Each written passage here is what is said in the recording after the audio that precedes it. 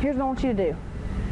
Just changing it up a little bit. Now, like sprinters have killer butts, so I'm gonna kind of show you how to do this like a sprinter.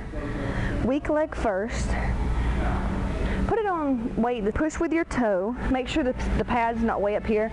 You know, bring it down so it's about right there.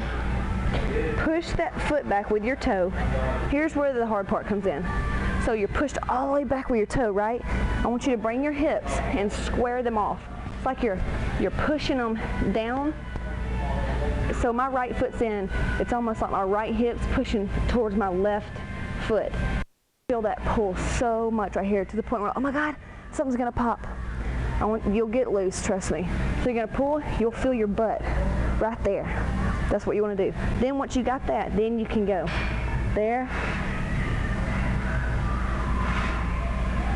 Make sure you connect every push, mind the muscle with your glute. That's how you do that machine. You will be sore.